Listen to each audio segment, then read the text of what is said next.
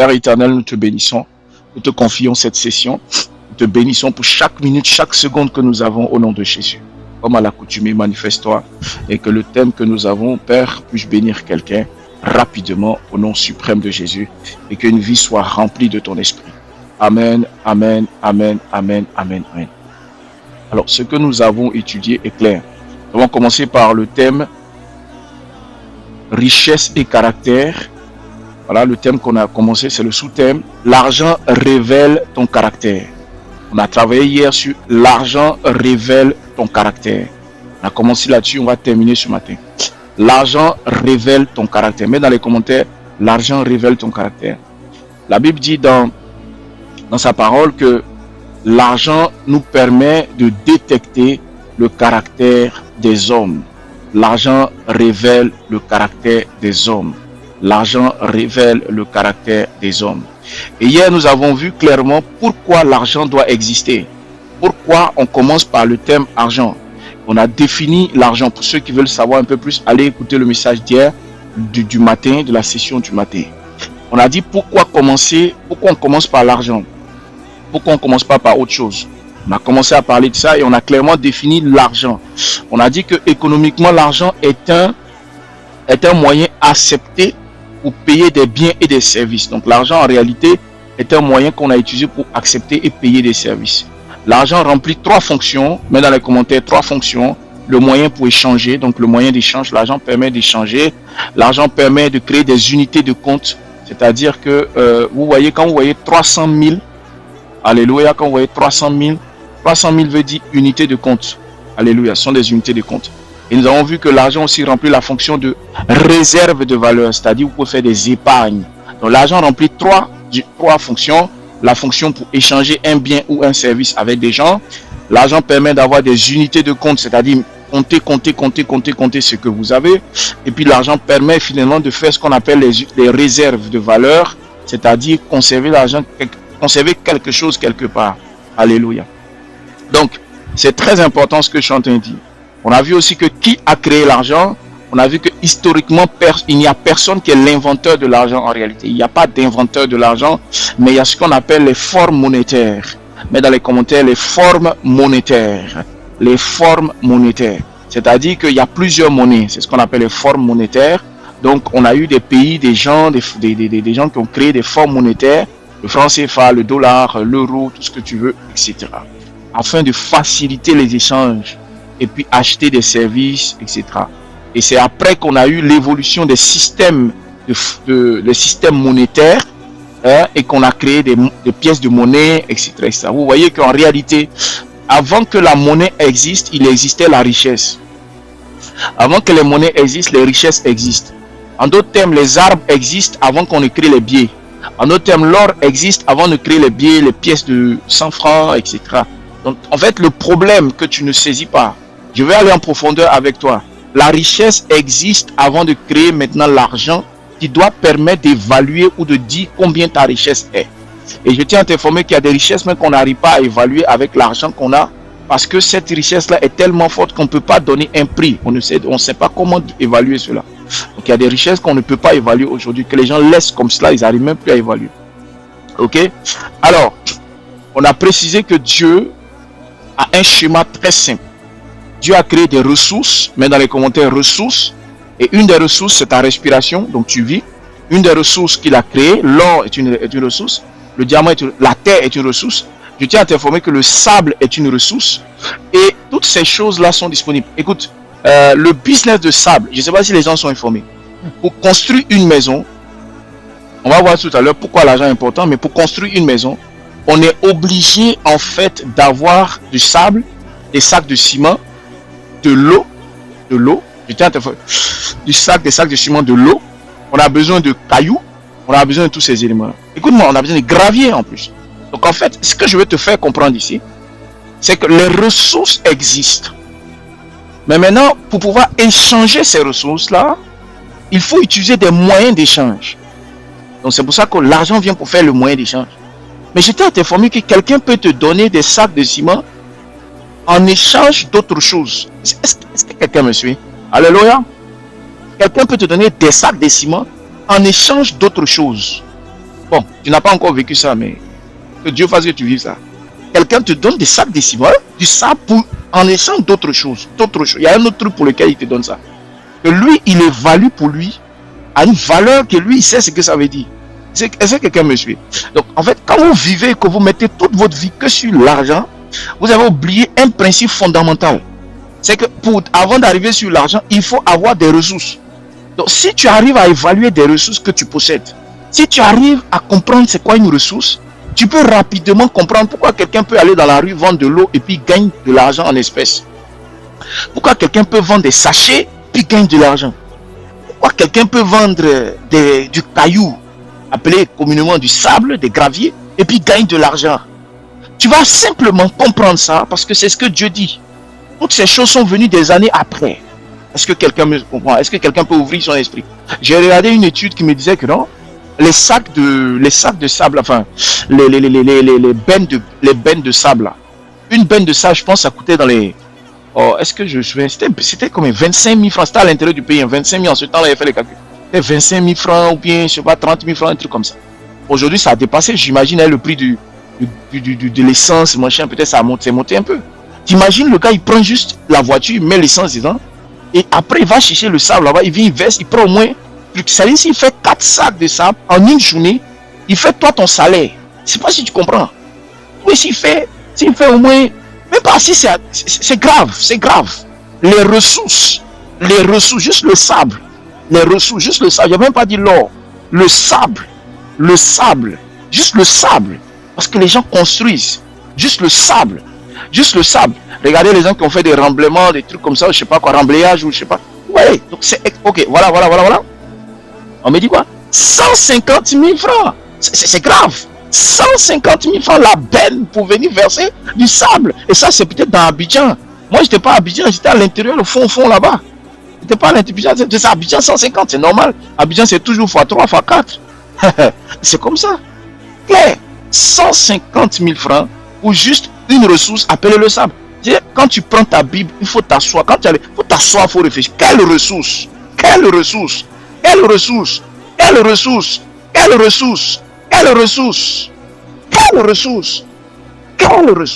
Est-ce que tu prends, le temps est une ressource. Tu prends juste ton temps, tu donnes quelque part et on te donne peut-être tel salaire. Mais est-ce que tu sais que le sable est une ressource?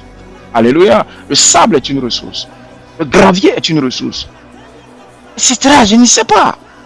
Et donc, il faut que les gens puissent comprendre ce qu'on est en train de vous faire comprendre. Et les gens ne réfléchissent pas aux ressources qui existent autour d'eux. Ils voient toujours des gros trucs, l'or, le diamant. Voilà, les gens qui construisent une maison, ils ont besoin de sable. En d'autres termes, si tu mets ton nez dans ce genre de business, mais tu peux faire des profits. Tu peux faire des profits extraordinaires. Alléluia. Donc, regarde ici. Pourquoi on a besoin d'argent? Mets dans les commentaires pourquoi on a besoin d'argent. Pourquoi l'argent est important? Avant que j'aille plus loin, l'argent est important parce que beaucoup de choses ou beaucoup de projets exigent des ressources. Je pense que tu n'as pas compris. Donc, tu fais la différence entre ressources et l'argent. Maintenant, qui a compris la différence entre ressources et l'argent? L'argent sert à prendre des ressources, à acheter des ressources. Mais je tiens à t'informer qu'il y a des gens qui ont reçu des sacs de sable sans qu'on leur donne l'argent. Est-ce que tu me comprends? Ok. J'ai eu un gars qui construisait sa maison et puis il y a un gars qui m'a expliqué, il m'a dit, il y a une de ses connaissances qui l'a appelé. Il a dit, je t'envoie deux trucs là, comment on appelle ça? Je t'envoie deux bennes là-bas de sable. Il n'a pas demandé l'argent, rien. En fait, tu comprends que c'est pas, il y a des choses que tu peux recevoir sans l'argent. En d'autres termes, lui sait pourquoi, parce qu'il y a quelque chose, il y a une relation, il y a quelque chose. En fait, l'échange, faut pas croire, c'est pas l'argent. Faut pas croire, c'est pas l'argent. C'est pour ça, développe toutes les ressources que tu as. Ta relation avec les gens, tes comportements, ton attitude, tout ce que tu as peut se transformer en ressources, en moyen d'échange. Quelqu'un peut prendre ça comme pour lui. Il peut se dire, écoute, moi, je trouve que ça me suffit. Donc, je peux lui donner ça. Est-ce que quelqu'un me suit? La confiance est une monnaie d'échange. C'est-à-dire que la confiance aujourd'hui est quelque chose qui coûte très cher sur le marché. Surtout le marché ivoirien, africain. Et même dans le monde aujourd'hui, confiance, c'est-à-dire confiance, l'honnêteté, très compliqué, très compliqué. Ça coûte très cher. Quand tu trouves quelqu'un qui est sérieux, vraiment c'est difficile. Donc, si toi, tu arrives à être quelqu'un comme ça, tu es en train de développer une ressource extraordinaire. Alléluia. Regardez ici. Dans le règne des hommes, parmi les êtres humains, c'est quoi le règne des hommes? Là où vous vivez, là au quartier, dans ton pays, dans ta nation. Là où les hommes sont, partout on trouve des hommes. Partout on trouve des hommes. Partout. Même les pygmées vont acheter Cube Magie. Mais dans les commentaires. Même les pygmées vont en ville pour acheter Cube Magie. J'ai vu ça dans un documentaire. Même les pygmées, ils vont en ville, ils achètent les trucs, ils retournent là-bas. Là, tu parles de quoi? Voilà les pygmées du Gabon, ils ne sont pas venus faire, comment on appelle ça, 7 août 2026 là. Ils ne sont pas venus faire défiler au Gabon. Le Gabon était invité. Les pygmées portent chaussures. Chaussures en plastique fabriquées en Chine. Tu parles de quoi? Chaussures fabriquées en Chine. Des armes fabriquées en Chine.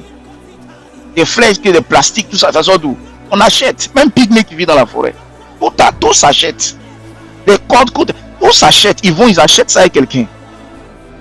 Donc tu peux vivre dans la forêt aujourd'hui. Va demander à tes parents, son village là-bas, ils achètent les choses. Ils ont une petite boutique là, ils achètent le sel là-bas. Il y a un gars qui achète le sucre là-bas. Tu parles de quoi? Tout ce qui existe sur tes ressources doit être échangé par la monnaie, par l'argent, par les échanges.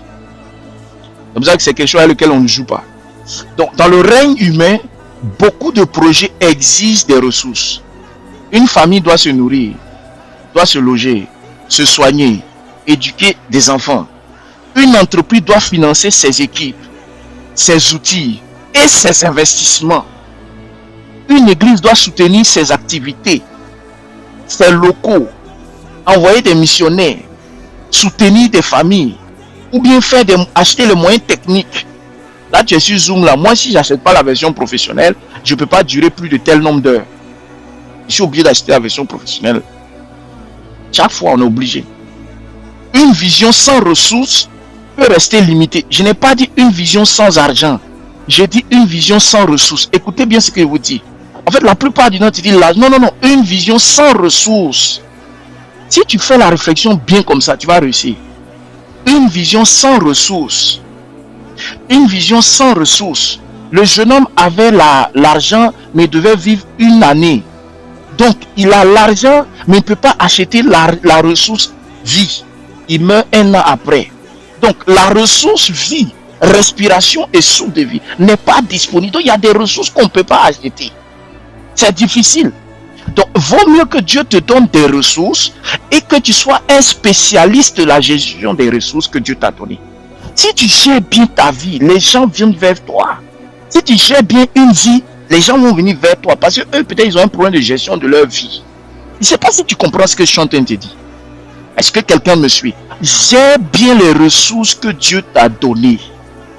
Quelqu'un vient vers toi et dit, frère, j'ai vu les gens ici dans ce coin, tu es le seul ou la seule qui gère bien une vie. Je vais te confier ceci. Est-ce que tu gères bien ta vie? Ça se voit.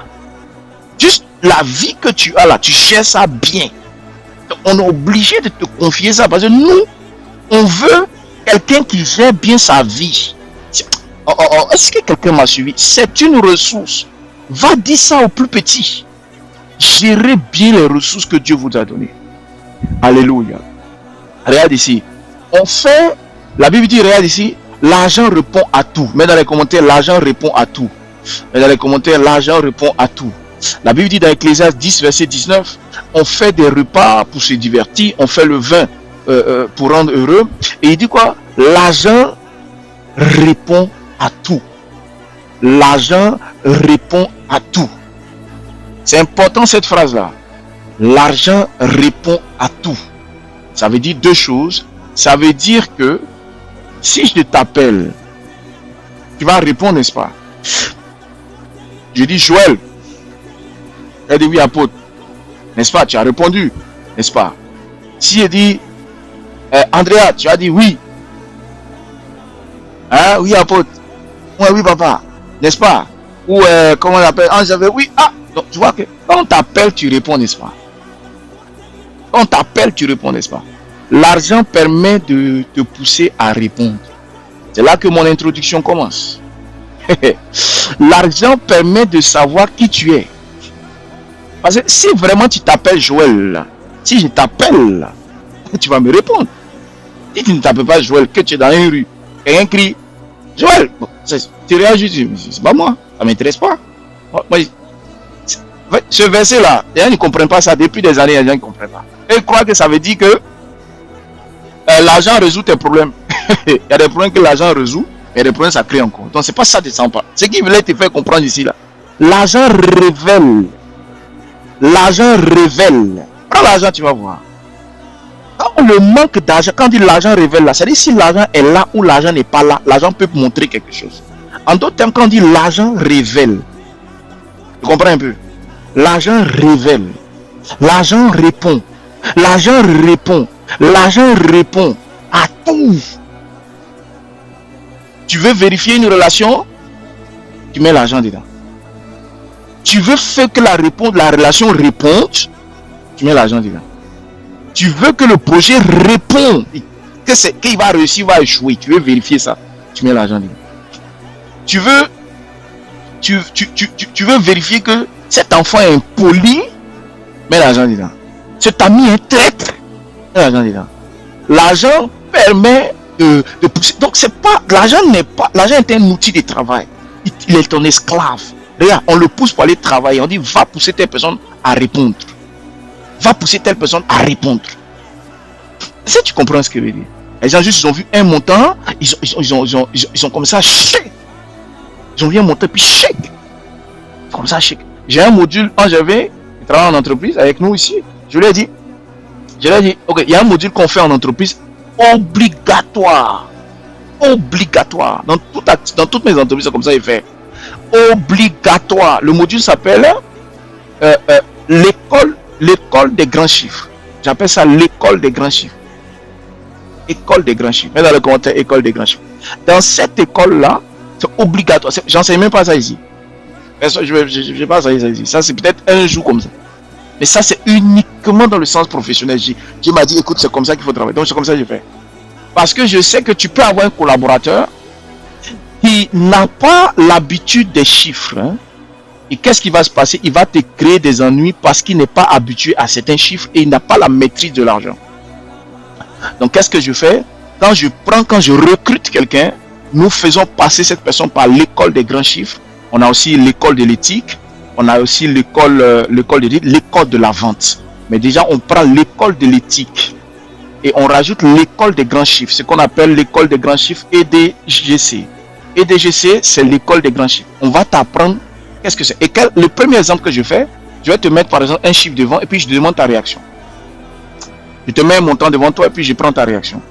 Et la plupart du temps, je pense que vous avez remarqué, on a remarqué que avec le recul, la plupart des personnes qui réagissent, ils réagissent tous avec différentes réactions.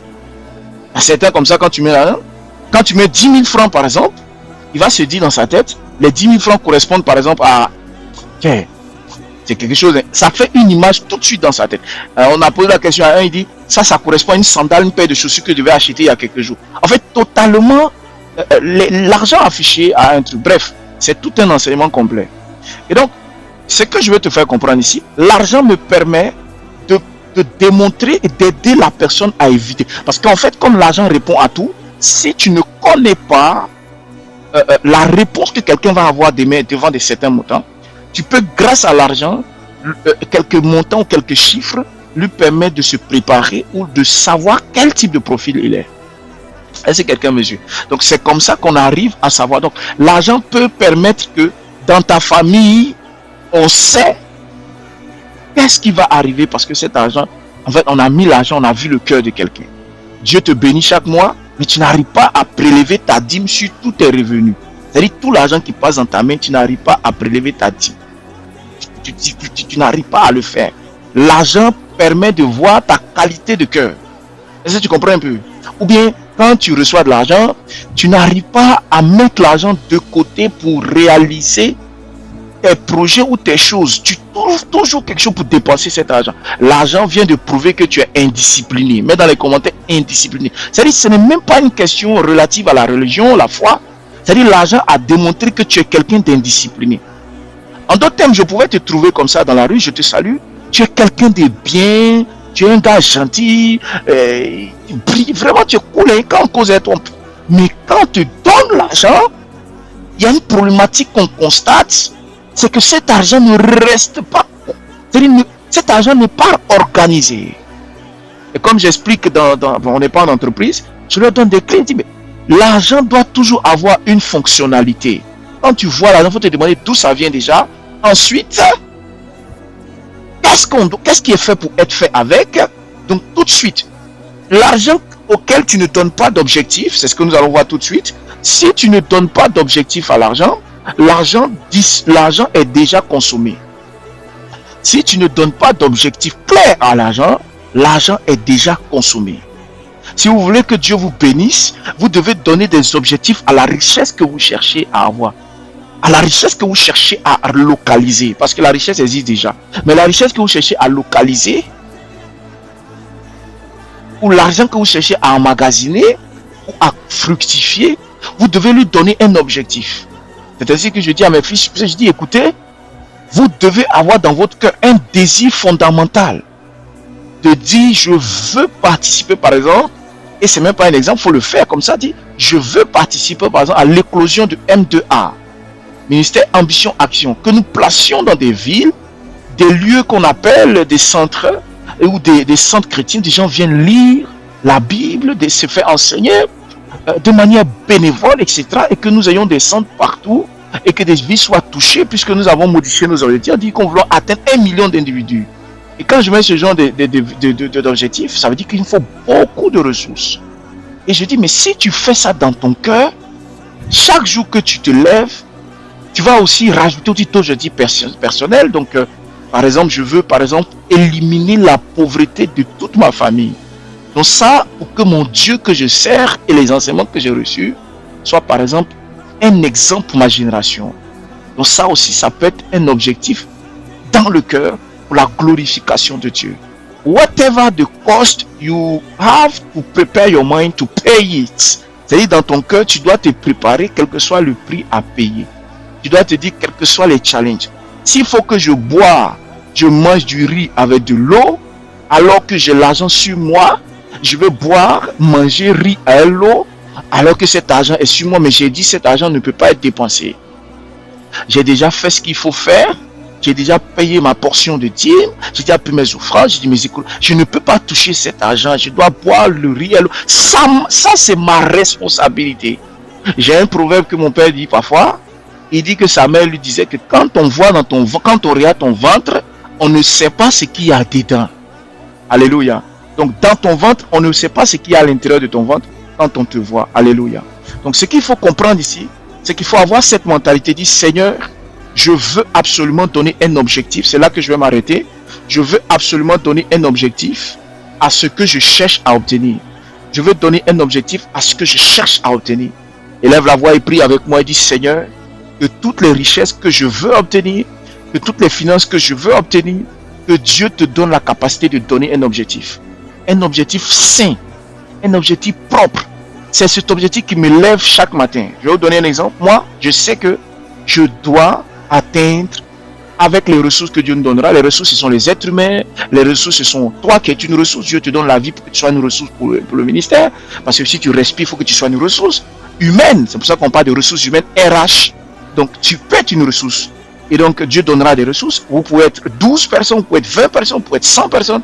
Mais Dieu veut atteindre 1 million d'individus touchés, non pas juste par la prière, mais qui peuvent aller agir, qui vont aller agir dans le monde, dans leurs activités, que ce soit des sportifs, des footballeurs. Je m'en fous de ce qu'ils sont, mais qui doivent agir selon les 7 sphères de la société. Donc ça, c'est obligatoire. Et c'est pour ça que chaque matin, je me lève, je dis, matin, je dois être là. Ce matin, par exemple, tu ne peux pas imaginer que tu peux avoir des combats pour être là. Je dis, je vais être là, même si. Et je récite ça, je dois être là. Quelles que soient les douleurs, les fatigues, les machins, les trucs, je dois être présent, je dois faire mon travail, etc., etc. C'est la même chose. Il faut que tu te dises, Seigneur, je dois acquérir cela parce que tu me donnes l'onction nécessaire. La Bible dit, c'est lui qui te donne la santé, la force d'acquérir cela. Si c'est riz et l'eau, tu manges, il faut manger riz et l'eau, il faut être discipliné, il faut être organisé. Si le jour où si Dieu te bénit, tu manges ce qu'il faut. Mais dans tous les cas, sois prêt à payer le prix nécessaire pour glorifier le nom de Dieu. En d'autres termes, ta discipline que tu as faite a glorifié Dieu. Ta discipline glorifie Dieu. Si tu te disciplines, Dieu va être fier de toi. Ta discipline a glorifié Dieu. Prie le Seigneur et dis, Seigneur, je prie au nom de Jésus-Christ. Père, entends ma voix. Donne-moi d'être discipliné, de m'organiser, d'être dur avec moi, de ne pas me distraire par rapport au chemin que tu nous as donné. Tu nous as dit d'atteindre la richesse, d'atteindre la richesse. La richesse existe déjà, mais de manifester cela au travers de l'intelligence de la gestion des ressources. Le sable existe, l'or existe. Donc, ce n'est pas des choses que je vais dire, Seigneur, il faut créer cela. Mais ce que je veux, donne-moi la sagesse. C'est ce qu'il faut lui dire. Donne-moi la sagesse de localiser ces choses-là, de les voir et d'y mettre mon énergie. Donne-moi l'énergie que tu nécessaire. La Bible dit, comme tu as dit dans Deutéronome, donne-moi l'énergie nécessaire. Donne-moi la force nécessaire. C'est ce qu'on va voir à partir de demain, la loi du désir que j'ai commencé. On va parler de la loi du désir demain. Que Dieu te donne ce désir de te lever le matin, d'aller, de te lever, de réfléchir, vaut mieux souffrir pour obtenir cela, casser ta tête pour obtenir, pour que tu dises demain c'est Dieu qui m'a donné la force de tenir. Dieu te donne la force de tenir. Et tu vas voir que ça ne sera même plus douloureux pour toi. La chose pour laquelle tu seras habitué, tu seras capable de créer de la richesse, tu seras capable de bénir des vies, tu seras capable de participer à l'éclosion du ministère. Élève la voix et prie, dis-moi 3 fois royaume au nom de Jésus. Quand tu transpires au travail, quand tu marches, tu sens les pieds qui se... Voilà, tout ça. C'est beau de subir le chemin, tout en sachant que Père, merci pour ta gloire, élevant Dieu, bénissant Dieu, et en notant tout le chemin pour pouvoir aussi demain le montrer aux autres. Élève la voix et dit merci Seigneur pour ce que tu fais. Ainsi tu bâtis. La Bible dit les richesses volées, les richesses mal faites, les richesses précipitées ne profitent pas aux propriétaires. Ne profite pas aux propriétaires. Élève la voix. Seigneur, nous te bénissons. Au nom de Jésus, nous voulons profiter. Nous voulons bénir nos générations. Nous voulons bénir nos fils et nos filles. Nous voulons bénir nos enfants au travers de l'intelligence, la sagesse que tu nous accordes. Nous voulons obtenir ce qu'il y a à obtenir. Nous voulons gérer ce qu'il y a à gérer. Nous voulons ne plus être des gaspilleurs. Nous voulons participer collectivement à l'éclosion de ta gloire. Notre caractère doit être modifié pour la gloire de l'Éternel. Au nom suprême de Jésus. Ne te distrais pas. Dieu t'a déjà béni avec des ressources qui ouvrent tes yeux au nom de Jésus-Christ. Que cette entrée-là, on va prier ensemble dimanche. Que dimanche, Dieu ouvre ton œil pour voir des opportunités. Et que ces opportunités, tu puisses avoir l'oreille pour écouter ce qu'on vous dit. Le problème aussi, c'est que les gens, quand vous parlent, vous n'écoutez pas. C'est ça votre problème. Donc, élève la voix au nom de Jésus. Père, je prie au nom de Jésus. Écoute leur cœur maintenant. Que celui qui est en train de prier, que Dieu l'écoute maintenant. Prie, prie, prie. Dis, Seigneur, donne-moi l'objectif. Donne-moi l'objectif. Le problème, c'est que tu te démotives. J'entends le Seigneur dit tu te démotives. Quand vous vous démotivez, c'est pas quand tu te décourages. Alléluia. Quand tu te décourages, c'est parce que tu n'as pas de désir. Et nous allons voir ça demain. Que Dieu te donne le désir dans le cœur d'obtenir cela. Que Dieu te donne le désir dans le cœur. Parce que tu veux le glorifier, tu veux l'honorer. David a vaincu Goliath parce qu'il avait le désir d'honorer Dieu. Le désir de prouver que le Dieu qui prie, le chemin qu'il a pris n'est pas mauvais. Alléluia, que Dieu te bénisse. Et tu n'es pas sur le mauvais chemin. Gloire et honneur à toi, Seigneur. Amen. Acclame le Seigneur pour ce moment. Que Dieu vous bénisse énormément pour cet instant que nous avions passé ensemble. Shalom, shalom, shalom, shalom. Au nom suprême de Jésus-Christ. Je vous dis à demain matin. Demain, nous allons parler des désirs. Comment développer le désir face à cela. Comment développer le désir. Le but, c'est richesse et caractère. Comment développer ton désir.